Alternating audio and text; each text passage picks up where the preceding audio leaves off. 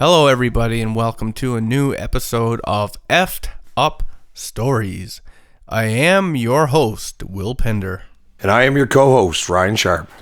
And tonight, we have a very exciting episode. We've been waiting to this episode for a long time. We're actually going to be doing it on the Mandela Effect. And in short, it involves many memories that you've had of past things in your childhood, things you grew up with that are completely different than you remember them. It has to do with perhaps celebrities you remember dying that are still alive and so on. And it all comes down to different theories with different realities that have come through, possible time travel. It's a really, really wild topic. So we're excited to do that. And the other thing that I want to throw out there, besides the usual, is that we finally have our official Effed Up Stories t-shirts for sale. They're extremely, extremely limited. I can't stress that enough. So if that's something you want, head on over to the official site. And as well, because I didn't want to have a 20-minute intro, because we have a lot of new stuff coming, guys. I've done up a separate video that shows the t-shirts, other things that we're going to be doing, and how you can get it. And as well, we're giving away 2 free t-shirts, one to our eccentric donator of which without this wouldn't have been possible, and one is going out to a random donator. So if you were one of those people, you could very well have won a free t-shirt. So be sure to check that video out. I'll see if I can put a link in the description to this video. And of course, if you have an effed up story of your own on the paranormal or whatever, we'd love to get that from you, get it onto the website and into a podcast. So to do that, you can go on to the official website, effedupstories.com. That's EFFEDUPSTORIES.com. And just go to the menu, hit submissions, fill out the form, hit submit. We have it. We'll get it online and into a podcast. And with that said, let us jump into the exciting topic of the Mandela Effect. So in a nutshell, the Mandela Effect refers to an enormous amount of people who remember details not just wrong, but very specifically so. And that it might not sound like much in itself, but what we are going to get at here is household terms that you will most likely very vividly remember in one of 2 ways. And the way that it is currently in our history books, or the way that, it was, is very different likely from the way that you remember that. So, this could be, again, it could be the reality of different dimensions or realities splitting off as things happen. It could be a multitude of things. And if this sounds really confusing, then just sit back as we start taking baby steps through the examples, because, personally, it blew my mind. And many people that I've explained this to, it's blown their mind. So if you're not familiar with it, it's possible that it's going to blow your mind. So let's just get down to probably the most popular example. And the most popular example that I think possibly, and Ryan, you can jump in here if you can think of a better one, but it's probably the Berenstain Bears. Well, I guess the obvious one to mention first before we get Mandela, into is Mandela, since the effect is named after him. And, it's a situation where a lot of people remember Nelson Mandela's funeral, him dying, and his funeral happening in the 80s. Now, as far as I know, Nelson Mandela is still alive right now. So that's a problem. There's a lot of people, and I'm not just talking about hundreds, thousands or tens of thousands of people who remember Nelson Mandela dying in the 80s. And not just him dying, but very specific details about that. I've read stuff where people have talked about, I believe it's his wife, who gave a very, as they quoted it, very disingenuous speech at his funeral. details about her bodyguards. People remember who was the president of the United States of the time. There were a whole series of very specific events that took place during the funeral that people flat out remember as having happened. So, this is where the effect gets its name, the Mandela Effect. It is by no means the only example. Oh, there's literally, I would say, hundreds of examples. And, the Mandela, obviously, that's a good one to start with, as it's, named after the man, definition right? of the effect, yeah. But, I guess what I want to get at now, just to start off, now that we know that, is some of the most popular examples, because they're they're the ones that kind of blew my mind, and because they're popular, maybe you will be familiar with that. So the most prominent example, if you Google the Mandela Effect, you're no doubt going to come across this example, and it involves the Berenstain Bears. And I remember, Ryan, when you brought this to my attention, this is the example you gave me, and it blew my mind. So the Berenstain Bears, that was a children's book, and I grew up with those books. My mom bought tons of these things for me as I was growing up, and there was even a TV show, I believe, at one point. Yeah. And most of you probably read these books as children, especially if you grew up, in the 80s and 90s like I did. So, your parents probably read them to you, or maybe you read these or read those to your children. And my question to you is, how do you spell it and pronounce it? Do you spell it Berenstain, Berenstein, Bears, or is it Berenstein, Berenstein? Because when I was asked that question, I chose the latter, the Berenstien Bears. And that's apparently wrong. The correct way is the Berenstain Bears. And if it were just me who thought that, it wouldn't really be such a big deal. But there are enormous amounts of people who remember Berenstain Bears. And in fact, something that I found interesting is if you go on eBay and you look up the Berenstain Bears, like the books, that's how tons of people spell it. And it's funny because even the pictures of their books will have it spelled Berenstain.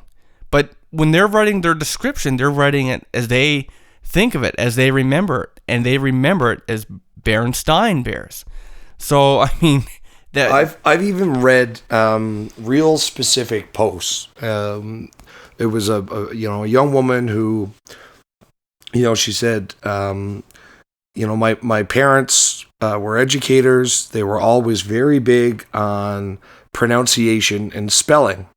And, growing up, I read the Berenstien Bears, and I very specifically remember because, she said at this time, it wasn't a common name in, the place that she grew up. And she wasn't exactly sure how to pronounce it. And so she specifically remembers her two parents, who were both teachers, sitting down with her and going through the pronunciation of the name of the book. And, very specifically, because, of course, a lot of people are going to go off with, well, you just misremembered it. That's the easiest answer for it. And, not only do we have thousands of people around North America and wherever else the books were sold, remembering it as Berenstien Bears, not Berenstain Bears.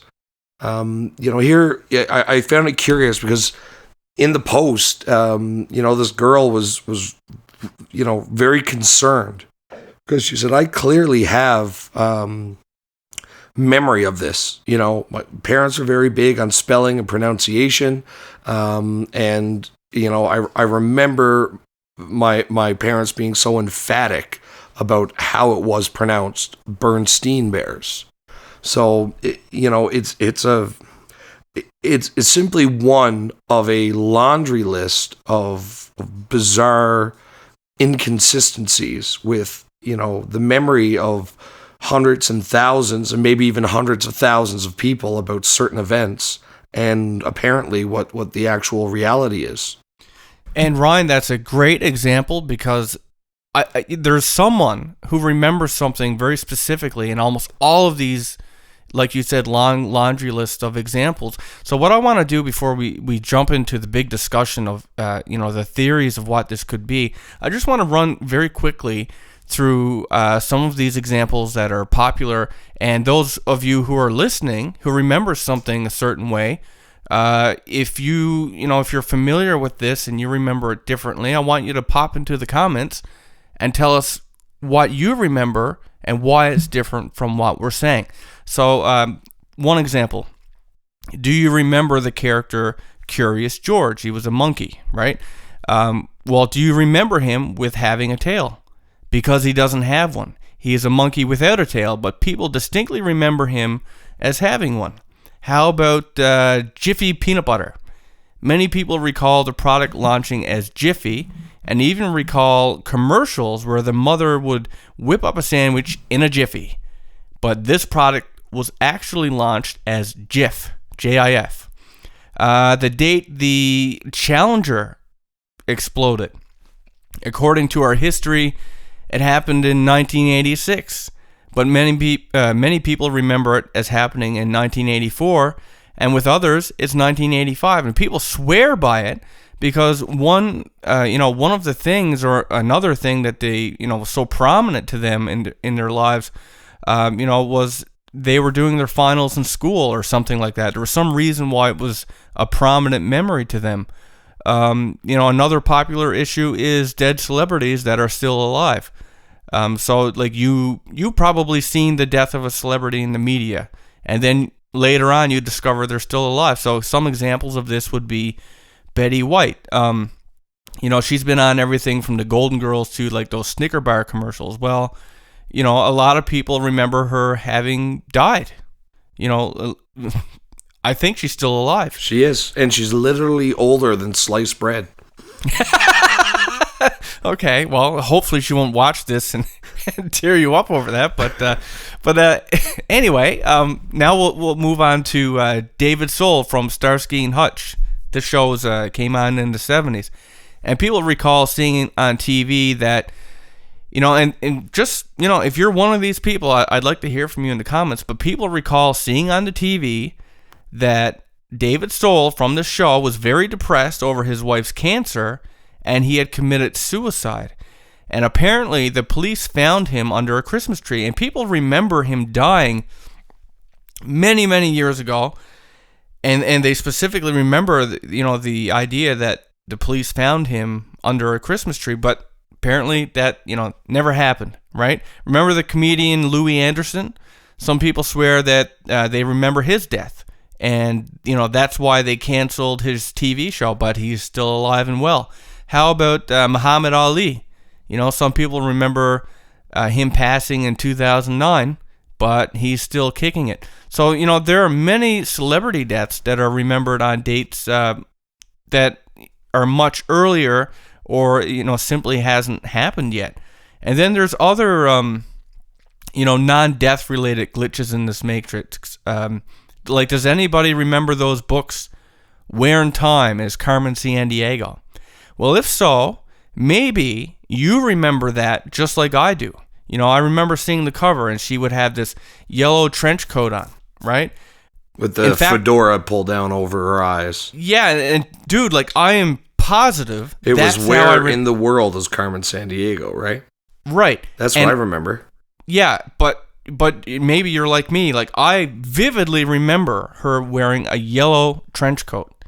Yeah. But if you go up on the internet now and you look it up, her trench coat is red. Apparently, it's always been red, right? But I can't even process that because I know I saw her with a yellow trench coat. I asked my wife. She said the same thing. I never even came across that one, but yeah, I'm the same way. I remember it as yellow. Okay, and there's the last example I'm going to give here of this. Again, it's really popular, right? Is the Disney movie 101 Dalmatians. Now, maybe you remember this old bitch of a woman, Cruella de Vil, right? Even her name, right, is like got cruel in it and devil. Cruella de Vil, right? Well, I distinctly remember the last name being spelled as Deville. Okay, so this is going to be very different now. I mean, that's the way I remember it, but it's actually spelled DE space VIL. I mean, the space makes such a big difference in how you would remember that name is spelled. And man, like, again, that's just very different. And one, when I was looking this up, one commenter even pointed out that if you start typing the name into the Google search engine, Google's autocomplete spells it as DEVILL too. It doesn't autocomplete it as the way it's allegedly done, right? The way that history now says it happened. So even Google's misremembering this. Even Google's misremembering this. And the Disney website and Wikipedia, they show it as DE space VIL. Right, and I believe there's a case also with the movie Snow White with mirror. Maybe you remember it. Mirror, mirror on the wall, who's the fairest one of all? Right. Yeah. That's how I remember it. But apparently it's magic mirror on the wall, who's the fairest one of all. So, there's just so many different examples, and they're all kind of small, right? I mean, they're aside from like celebrity deaths and things like that, wouldn't you say that the details seem to be these small ones? Well, not all the time. A lot of them are. A lot of the inconsistencies are,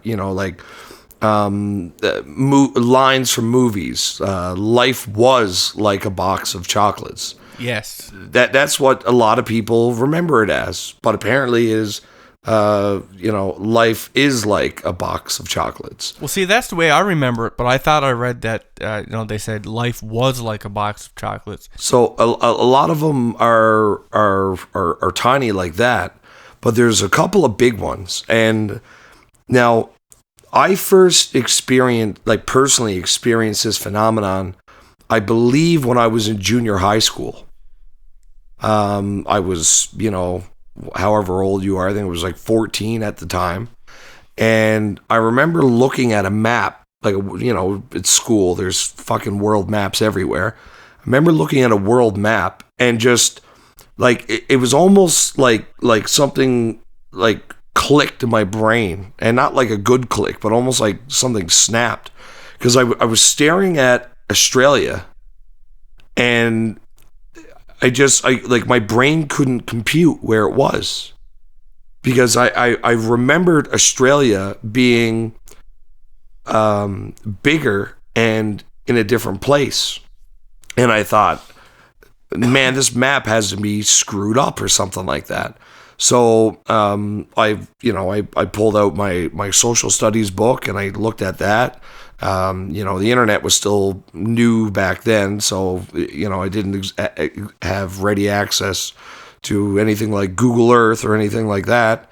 So I grabbed a globe. I looked at some other maps and some other classrooms, and sure enough, they were all the same. Australia was the same size and shape, and in the same place on all these maps, but I remembered it completely differently. And I just thought, at the time, it really affected me. I think it was the first time I had ever experienced the Mandela Effect. And I just remember it so clear. I mean, I don't remember a lot of things from back then, but this is stuck in my mind so vividly. Like, I remember standing in. I even remember the teacher's name, Mr. Rowbottom. Yeah, I remember that name too. I remember standing in his classroom and just staring at the wall. I even remember what wall of the classroom it is. I could draw you a diagram even today. I mean, that's like 16, 17 years ago. And it was such a poignant thing in my memory. So I had forgotten about that for a decade or more. Went on with my life, and one day I'm cruising around on the internet looking up weird stuff because that's what I've always done, and I come across this thing called the Mandela Effect, and I click on it, and I'm reading this article, and there's all it was a forum, and somebody had written like this little article and posted it up on a forum, and it had gotten a lot of attention because so many people, again, this was kind of not in the very early days of forums and stuff like that, but in the early days of when it was becoming popular, when the user numbers were high enough. And I think it was the first time that a lot of people had been exposed. Like, I'd never heard it called that, this effect, the Mandela Effect. But then I see a post from somebody talking about Australia and them remembering it differently. And then a whole bunch of other people, jumping on the post and agreeing with them and saying, "Oh my God, I thought I was the only one." And like for me, I literally got dizzy when I read it, because it was like my brain was almost short-circuiting. I was having, cognitive dissonance, I guess. I wasn't sure what to think, because all those, and that feeling from all those years ago came creeping back. And now, I gotten to the point when I was a kid where I was like, well, I guess I must just be stupid and remembering it wrong, and then to find like a whole little community of people who remembered an entire continent being in a different place and in a different shape and a different size in the exact same way that I did, was extremely jarring. And this is the other big one that personally I remember, and I've asked other people, a couple of years ago when I first read about this, and I hadn't thought about it, but then I immediately rushed outside. But the color of the sun, people remember when they were a kid. Remember, let's say back in the 80s and 90s, people remember the sun as being yellow. And now, if you look at the sun, it's white. I mean, even Superman came here, got his powers because of our yellow sun. But if you look at our sun, it's pretty white. And Ron, speaking of colors, right? Everybody remembers the Matrix trilogy, right? And one of the standout pieces in that movie was, do you take the red pill or the blue pill, right? And the woman in the red dress. And the woman in the red dress, right? Well, do you know that, because this is all altering memories, right? Well, a lot of people are seeing a similar thing happen with their memories where, things that they remember as being blue are now red, and things that were red are now blue. Like, they switch in between. And some people are wondering, actually, it's large groups of people that are wondering this stuff. Like, they remember like the Pepsi logo and all these different popular franchises that have these two primary colors, and they're switched now. And some people are questioning if like we really are in the Matrix, and if the color that based on the color swap or whatever, if you're in the real world or the the fake one, right? Are these signs that we're supposed to watch for to know exactly where we are? So before we jump wholeheartedly into this, and I'm chomping at the bit to do it too, but I just want to take a moment to, I really want to encourage people, like, if you are interested in this and you're kind of on the fence about it, just go and do some looking around and look at some of the lists are nearly fucking endless. And there's so many people that remember things so differently. And I've read through dozens and dozens and dozens of these lists now. And it's, things as inconsequential as the spelling of Febreze, or, phrases from movies, or, sex in the city, or sex in the city.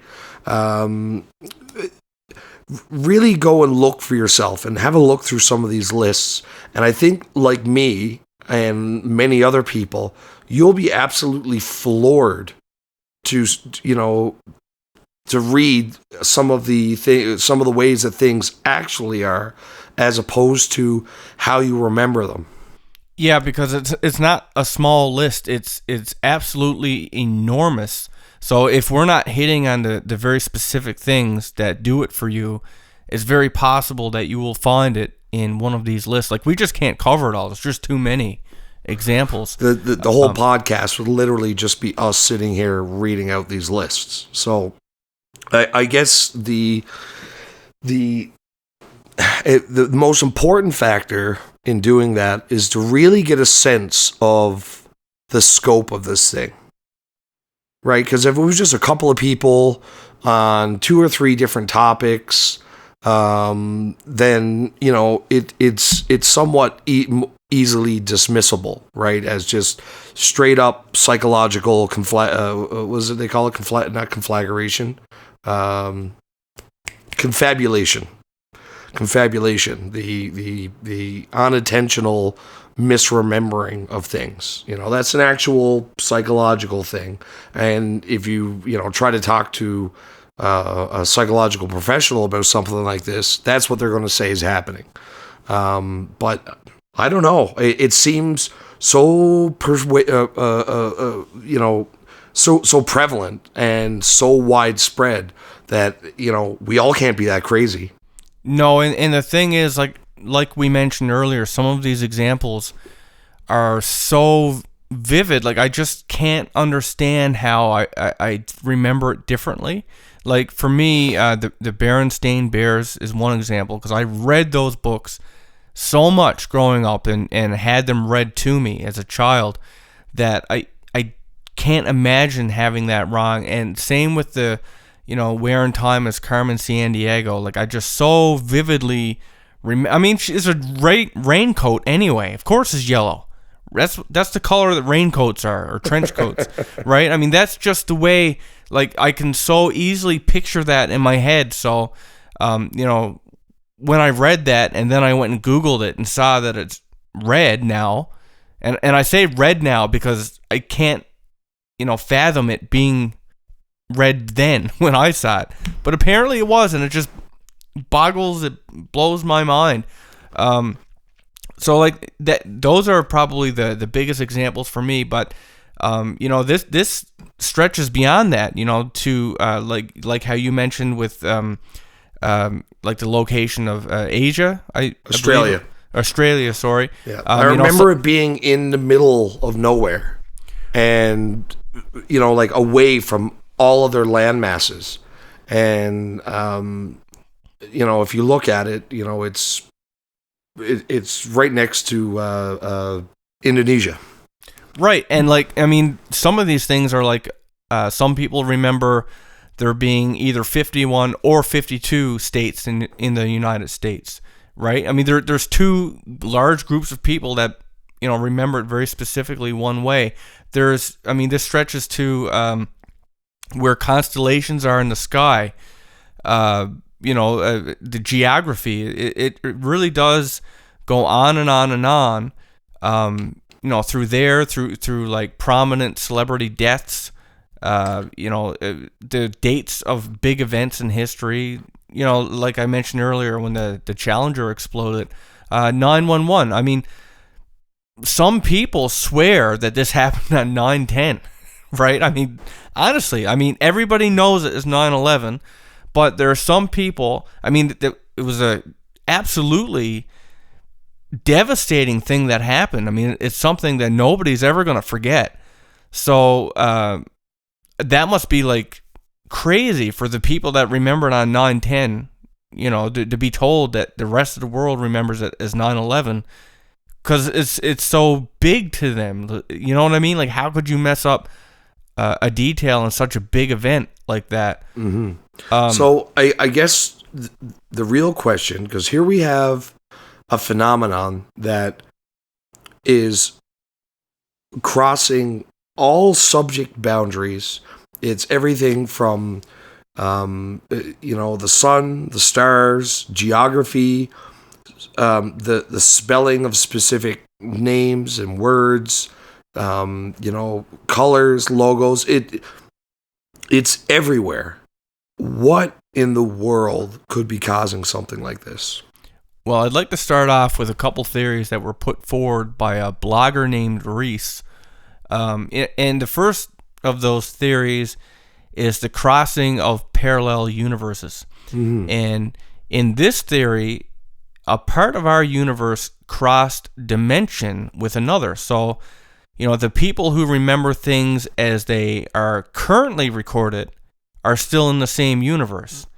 But the people who remember it differently, say you and I with certain things, we apparently cross over from the other universe.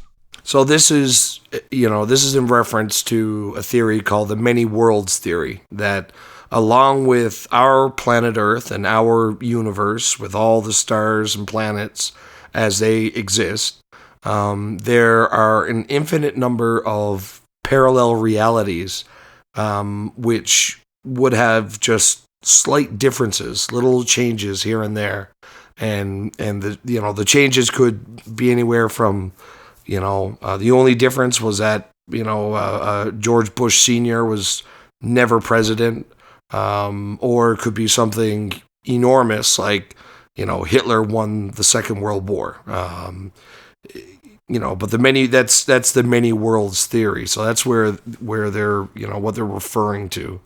So is this the same thing as the idea that, okay, this guy is going to go and shoot his wife, right? And he goes to do it and he does it.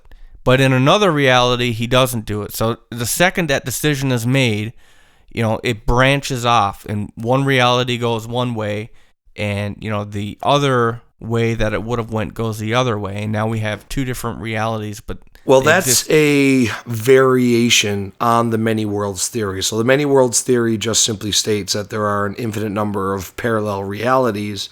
Then there's somebody came along and put an addendum onto that and said, well, what if it started out with one universe, and the very first decision was the Big Bang happened or the Big Bang didn't happen. So there's a universe where there is no universe and ours. And then every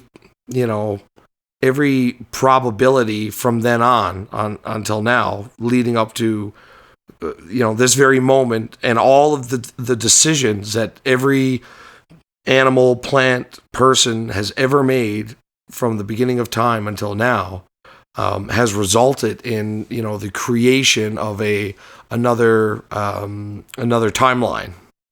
Yeah, a separate universe where you decided to stay in bed from work that day, and it just so happened that somebody came to work shooting.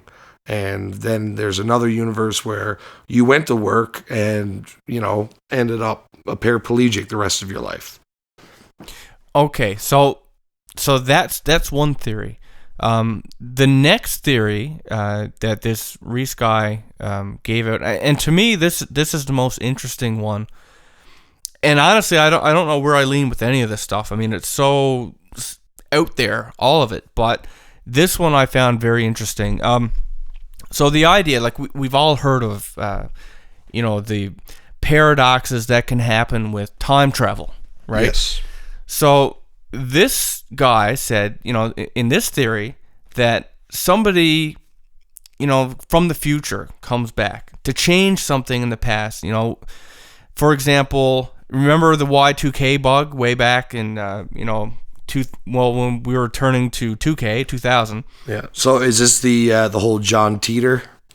No, but the idea being that everybody back then, I remember when we were in there, and I went through the millennium, and I remember everybody getting all up in how computers never, they couldn't do it. Like, they weren't, the software or whatever, it didn't go that high in date, and it was just going to have this catastrophic effect, because at the time, we had already begun to really rely on them for everything, from financial stuff to business to, just airplanes, everything. medical records, everything. Yeah. Everything.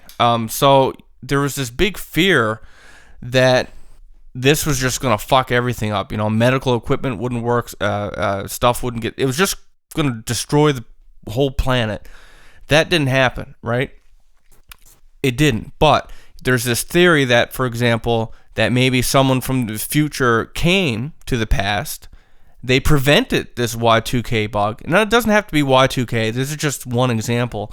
And in doing so, inadvertently changed small things in the future, such as the case with the Berenstain Bears. Now, it doesn't have to be the Y2K bug. It could be anything. It could be, like you said earlier, Hitler, maybe in a different reality, Hitler won, right? And that would have had a completely different impact on the world, I would think. So, yeah, we'd all be talking German. We'd all be talking German, and we'd be blonde with blue eyes. So it's possible that, what if someone from the future came back and, put was a key role, played a key role in getting the Allies and whoever involved in whatever needed to happen. There actually is a time travel conspiracy around the whole Y2K thing, with a character known as John Teeter, who showed up on the internet. I can't remember what year it was, but he showed up posting, claiming that he was from the future, had pictures of his time travel equipment, and explained that Y2K had actually kicked off a massive, civil war, basically, in North America. And the result of that being a lot of things going back to kind of an agrarian kind of society of farmers. America wasn't as connected as it once was. Everybody ate locally because there was no big shipping and agro conglomerates moving food and merchandise around the entire continent, and that they had developed this time travel technology, and he had come back because of the technology that they were using was getting, it was based off of very old technology, because they had the scrounge after the war to build stuff, and that he was sent back in time to get an old computer, just kind of like, NASA does this today. They have, ancient equipment that they're still using, and they have to, search like computer scrapyards to find parts for stuff that hasn't been made since the 80s. So his story anyway was that that's why he had come back in time originally, but there was and there's a whole lot to it. So if you're interested in the story of John Teeter, I believe last name is Titor.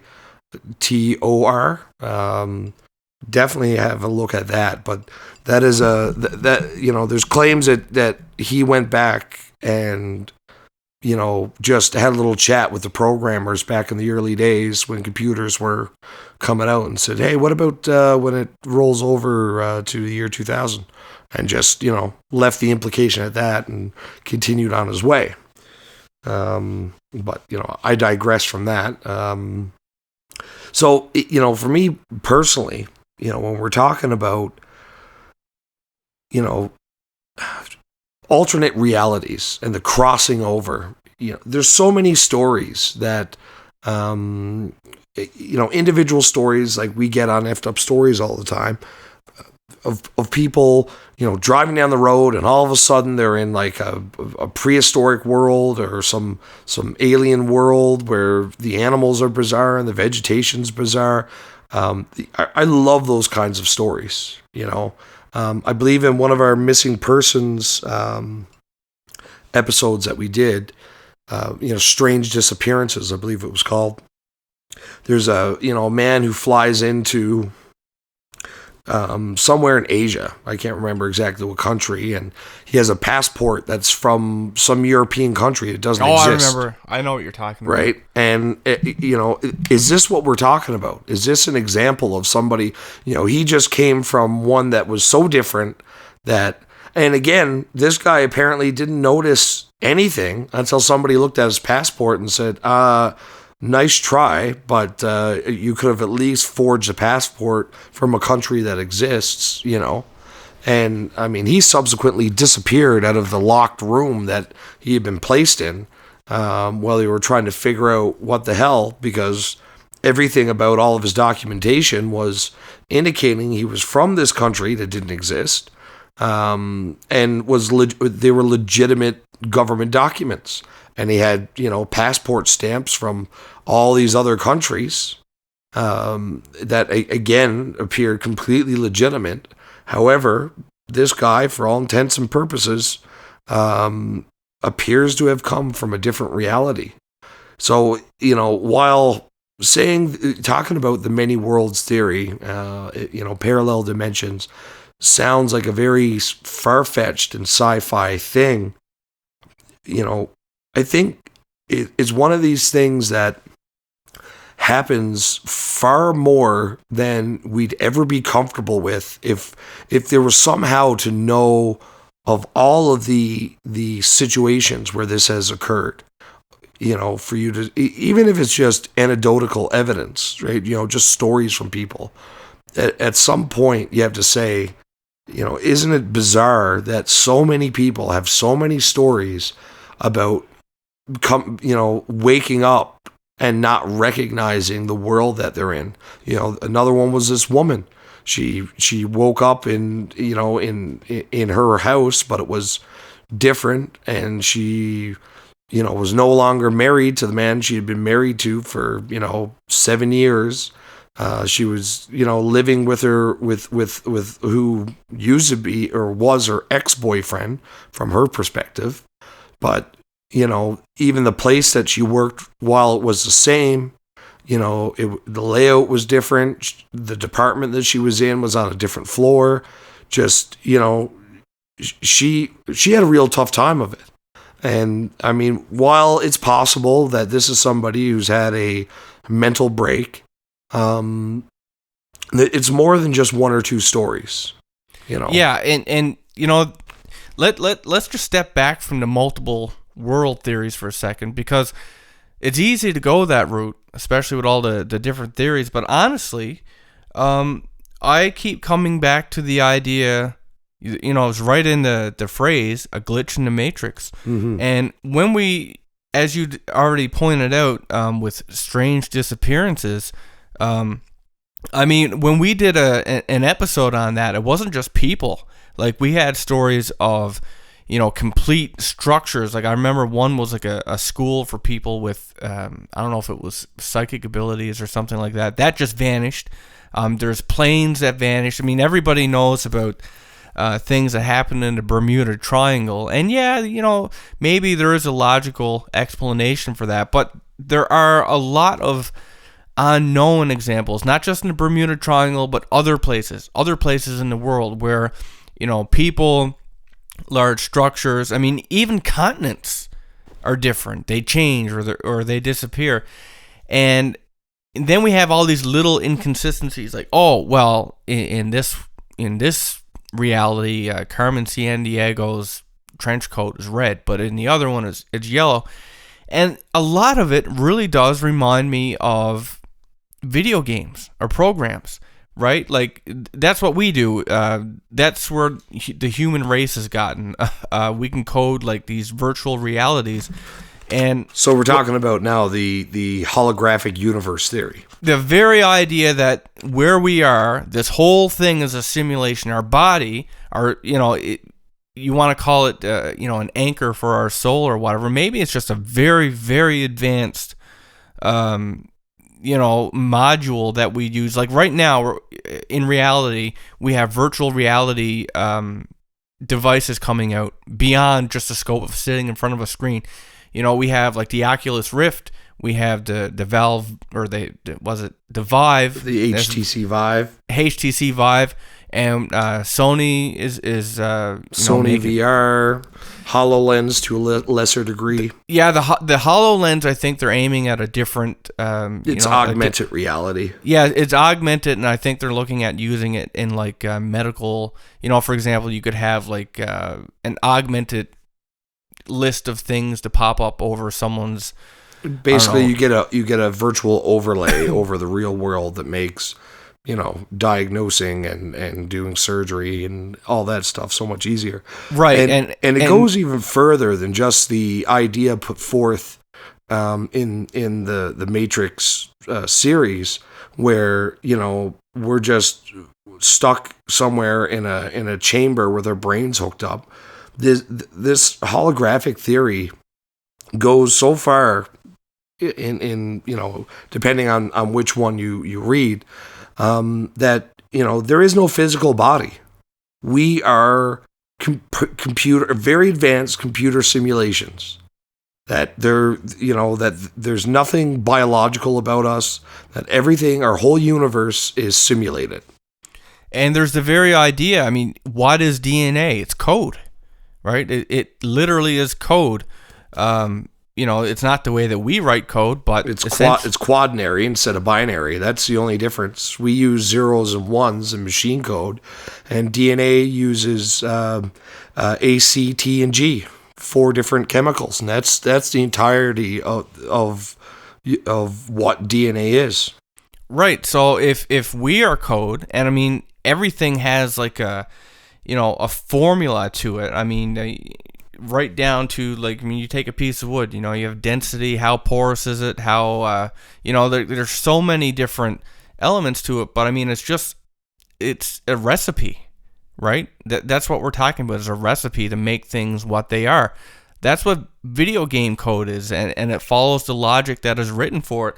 So what is the world, the universe, if it's not logic, right? What's physics? Well, it's the logic that weight and the weight and I don't know physics, but you know what I'm trying to say. You're talking about the atomic weight and spin and charge characteristics of the different atoms that make up everything in our universe. Yes, very eloquently said there, Ryan. Yeah, so I mean there is a rules in place is what I'm saying, but where do these rules come from, right? And that's when we get right down to what is the universe? And then you get into religion, right? It's like, well, it was made by God. So is God another term for the programmer who programmed this universe that we're in? And is this just one of many universes? Are there other programmers? It really is the chicken and the egg thing. There really is some scientific precedent to the holographic universe theory. And there was a mathematician looking at some of the mathematics that we use to describe our universe, our the workings of the universe. And when he broke it down, he literally found buried in the mathematics that describe how our universe works this string of computer code. And it was so very familiar with him, or to him, because it's one of the oldest types of computer code that we've invented as a species. More specifically, this code is what we use whenever we're sending bits from one computing system to another one. So when I send you a text, there's a little bit of ancient code that we've been using forever that fact checks all the ones and zeros, because when you're dealing with things on the level of an electron, a 1 can get bumped to a 0 really easily. A little bit of interference can accidentally change a 1 to a 0 or a 0 to a 1. And then your message just comes out as a bunch of garbled nonsense. So there's a little bit of code that, I mean, I can't remember what it's. It's a type of algorithm, I do believe, and it checks back and forth just from the source to the receiver, to ensure that the message was sent intact, and to fix any of those 0-1 change errors that may have occurred. So that very specific code, which is absolutely integral to any kind of electronic digital system that you make, you absolutely have to have a code like that, because without it, nothing would be able to communicate properly. So buried in the mathematics that describe our universe, this guy found that code. And, it's apparently been verified that that code exists. And whether it's just a fact of the natural universe and the way that information propagates through the universe, that, the universe has some built-in mechanism that checks for these 0-1 errors, or if it's the result of us actually living in a virtual universe, which is not to say that we're not real. If you feel, if you love and you hate, and you have the whole range of emotions that we attribute to being a human, and as well as, I know, therefore I am, you believe, that you're conscious and you're sentient, then, this is no less quote unquote real than, what may be outside of the computer that we're in, if that's indeed the case. But it does definitely illustrate what, or it does, it really does open up the conversation and say, well, holy shit, all these inconsistencies that we're seeing with things like the Bermuda Triangle and UFOs and ghosts, and, all of a sudden, all that stuff becomes pretty explainable. Well, hell, a ghost could be lag. It could be somebody that died. Just the remnants of a deleted file. Yeah, it's someone who died years ago, or probably will die in the future, and somehow, there's lag involved, and you're seeing little a skim of it. Just a little. Well, what do you call it when you're playing a video game and it happens? And you call it lag. You see some. Well, you pretty see your fucked up buddy shit. ghosting. Yeah, exactly, ghosting. Oh shit! You must be lagging, dude. Your character's ghosting all over the screen. Yeah, right. and they're literally warping from one area to the next, and it looks bizarre. And I know we have, people who watch the show who are gamers, and chime in, because honestly, there are a lot of similarities to how some of the errors in games happen. And we've all been playing a game where we simply just fell through the world, didn't we? You fell through the world and disappeared. There and you go. One of the NPCs could have been like, Jesus, where did he go?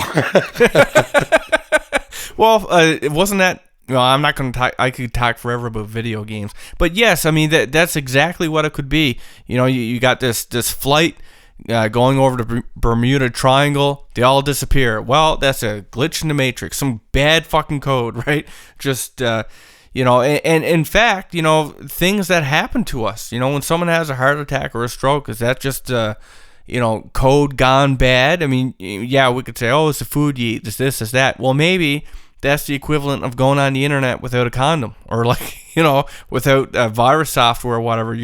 The stuff that you put yourself into is dangerous, and you're constantly, chipping away at that code, or making it vulnerable to, go bad, to have an error. And that's the result, right? Is you have this critical failure. What happens to your computer when you have a critical failure? Well, you get the blue screen of death, right? So it's kind of freaky when you think of it that way. I don't necessarily say that I subscribe to that, but I mean, it's very possible. I mean, right now, we're seeing virtual reality. We're finally getting to that stage. In fact, I think it's June or July that I think the Oculus Rift is out first, and then it's Oculus is already out. Oh, is it? Yep. Well, it just got released. The HTC Vive is next. Yeah. And here's there is another little bit to this. when we talk about the universe and reality, there is a higher mathematical probability. Now, this is a bit of a train of a thought, but somebody's actually sat down and worked this out, that mathematically, it's much more likely that we're living in a simulation of a simulation of a simulation of a simulation many times deep than we are actually living in the real universe. And the theory goes that some advanced race, let's just say, for instance, the human race, right? It's a million years more advanced than what we are right now. And what they did to try and understand the universe that they're living in, they built a extremely complex and true to life simulation using, super advanced quantum computers that are able to handle all the different variables of the universe. And they started running the simulation, and the simulation, runs at, a billion times faster or a million times faster than real life. So they're able to watch the evolution of the universe. One day, we should be able to do this, right? But this, the theory goes that a super intelligent race creates this type of a simulation. They have a massive amount of data on the universe, and they're able to model it very true to the real world. So they run that simulation for 10 years, which is the equivalent of 14.7 billion years. And the result of that is that inside the simulation, beings evolve and grow to a level of technological sophistication where they can create their own super advanced quantum simulations. Now, to them, their simulated universe is completely real. They live, they die, they feel pain, they feel fear, they do all the things that you and I do, or that our creators do in the real universe. But along that, along their technological trajectory, they eventually invent super advanced quantum computers that can create a model of the universe. So they do it to try and understand how the universe was created, not knowing that they're a simulation. And so they run their simulation, and again, they run it so that it's a billion times faster than what the real world is, even though from the perspective inside of the simulation, things are just running at a normal time. And, over the course of 10 years, these simulated creatures arise that make their own quantum computer and create their own simulation. So statistically speaking, we are far more likely, mathematically, to be in a simulation inside of a simulation ad infinitum, ad nauseum, than we are to be in the actual real universe. Now tell me if that's not spooky. Oh, it's spooky, but I guess the real question that I would have is, am I an avatar? Like, is my soul actually out in the real universe controlling this avatar? Not as part of this theory. As because part of that's this what theory, scares me. Because you're just code. There is no physical you. Okay, because that's what's scary. Because if we're just code, this is the whole. Do robots have feelings? Should we treat them like people? Because to them, they do, but they're coded that way. Well, we haven't created any sentient code. Oh yet. No, we haven't. But in science fiction, that's a thing. For example, you're playing Grand Theft Auto 5, right? And the characters. Not at the moment. No, not at the moment. But take for example that the NPCs or whatever in the game, they have a very small amount of AI. We'll say, if you start shooting a gun or causing havoc, they'll drive away. They'll act panicked or whatever. That's the extent of that. They're coded to behave, but they obviously don't want to get shot. They don't want to get run over. To them, is that more than just a code, just an instinctual thing? Do they actually, is it a real fear for them? Do you know what I mean? There's two things to take into account. One being that your instinctual fear of things is just biological programming. right? You're just being programmed to, I mean, we can specifically lobotomize people in a certain way where they'll have no fear for their own safety. That's possible. We can do that, right? So you can go in and burn that part of the code right out of their brain, and they'll happily fucking walk right off the edge of a cliff, right? You take that instinct away. Now that's literally just biological code that's written into you. It doesn't make you any less real or any less conscious, but let's not delude ourselves into thinking that is just a product of selected traits over the course of billions of years that have said, and all animals pretty much, get away from danger because your DNA really wants to move on to the next generation, and you can't do that if you're dead. Now, the other part to add in here is that, does code have a soul? Well, I mean, we don't even know if we have a soul.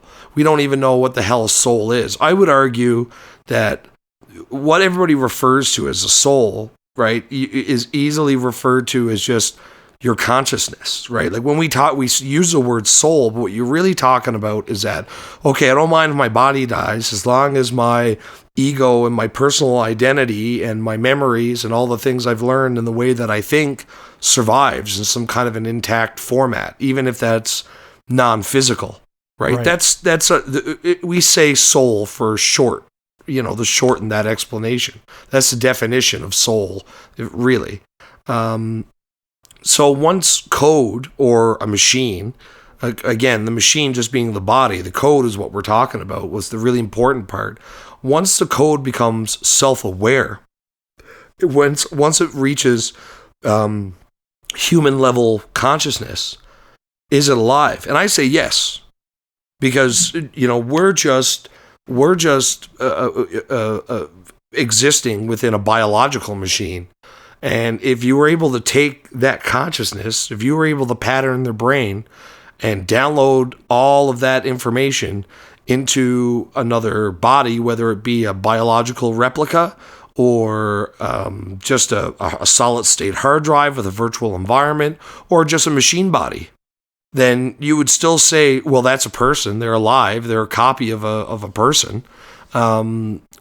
And I think the same goes with any one day somebody is going to finish the line of code, hit enter, and the fucking thing's going to be aware, right? And that's going to be the beginning of the technological singularity. And Terminator. And, well, possibly. It's possible, but there are things being put in place to protect us from that. But there's always a bad guy in the background saying, I want you to live for you. So I think the important part, though, is to say that once something is aware, once it is conscious, it is alive, and the essence of the soul is the consciousness. And if there's some way to destroy consciousness, then I think the soul is gone too, because I think that's what the soul is. That's all it is. That's a scary thought there, Ryan. Because that could be us, right? But if it is, right? It's either A, you're going to end up in some never-ending paradise, or B, you're going to not exist, in which case, what difference does it make? Yeah, but I still don't like it. So let's just leave it there, because I mean, honestly, this topic could be one of the biggest topics, because you get right into the purpose of life, the soul, what's religion, what are we, what's the point. This could go as big as you want to go. Well, I mean, we did go pretty big today, and it is a topic that go big or go home, right? That's right. I'm already home, so let's go big. Me too. I think we've obviously gone very far afield here today. We've talked about the got right down to the very brass tacks of the nature of reality, and that's because this topic is in order to address this topic, you have to address the nature of reality, because what we're talking about here is something so powerful that it literally could be altering not just our perception of reality, but how reality actually exists. I'll just throw this theory is one I came across, that this is actually being caused by something from the future, some kind of powerful, something like the particle accelerator at CERN, but a million times more advanced. And this thing is accelerating particles to such a degree that some of the exotic particles that are being caused from these collisions are actually traveling backwards through time and affecting things after they've already happened. And that, the human brain isn't built to constantly rewire itself to remember. Now, some people may be less susceptible to this than others, and they're able just to swallow the new paradigm because reality has changed, the past has changed, so the future has changed, and your brain rewires itself accordingly.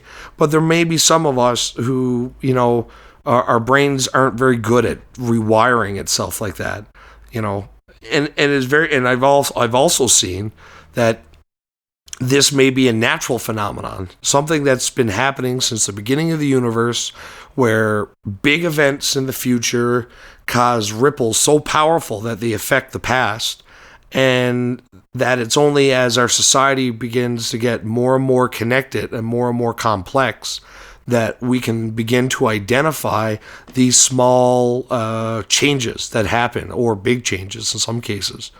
So that's pretty much all I got on the Mandela Effect. Well, yeah, honestly, like other than just listing off a million examples, I mean, this is just a real thought experiment. There's just a million different ways you can think. There's a million different ways. So what that's our take on it. That's what we thought of.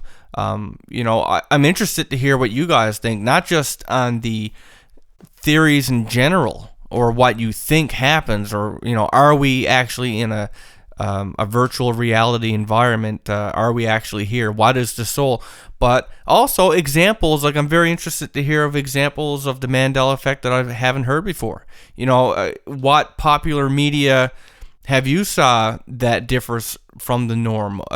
What celebrities have you seen that you're sure that died that are still alive? Why are you so sure that this is the case? I'm interested to hear that. So if you have anything to add on that, just blow it up in the comment section.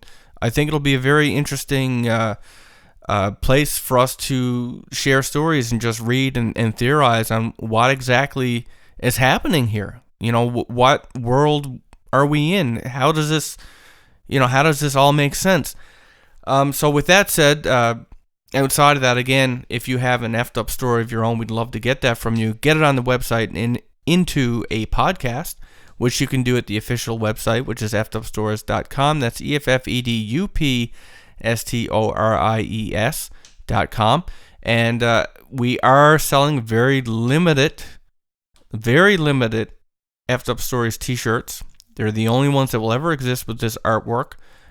You can get that on the official website. Some other stuff, artwork, custom podcasts, and of course, you can also donate. Why donate? Well, besides helping us do greater things with the show, you could win a free t-shirt or whatever we got going, because 2 people are getting a free t-shirt. So yeah, I hope you enjoyed the episode, and be sure to drop by the official site to check out all that stuff. And big changes coming soon for the better. Thank you for listening, everybody. Have a good night.